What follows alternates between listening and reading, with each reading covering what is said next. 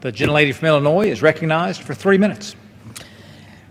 In 2002, the President of the United States and this Congress voted to address the perceived threat of a mushroom cloud coming from Iraq by going to war, a war that unleashed massive violence in the Mideast and threatens the world even today.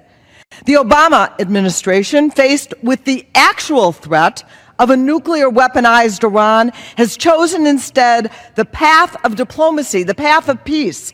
And I am proud to support this historic agreement. As the President said, quote, "This deal demonstrates that American diplomacy can bring about real and meaningful change, change that makes our country and the world safer and more secure." Voices inside and outside the Congress are calling for a rejection of this historic agreement. Among them, the same neocons who stampeded the United States into war with Iraq. They were wrong then, and they are wrong now. Iran is now 2 to 3 months from being able to produce a nuclear weapon, and yet the critics have offered no credible alternative to a deal that blocks all the paths to a nuclear weapon.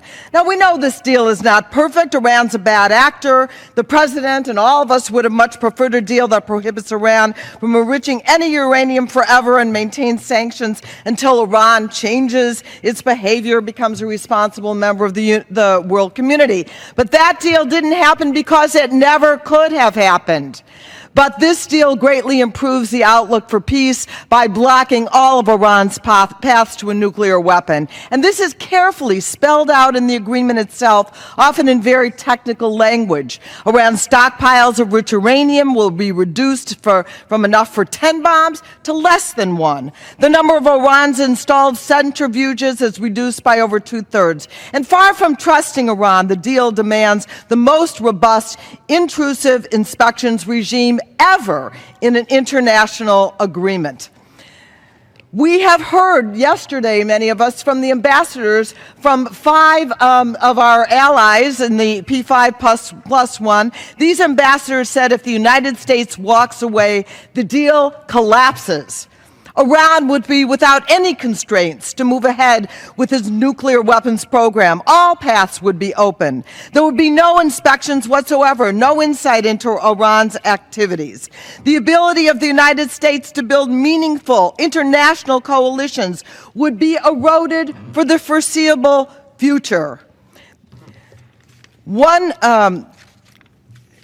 I view this upcoming vote on Iran as one of the most important of my career, and my colleagues, I would say that is true for everyone. One of the most important of my life, and for me, the choice is clear. Diplomacy over war. And colleagues, let's remember, nothing is off the table. But why wouldn't we choose peace and give peace a chance? I yield back. Gentlelady's time.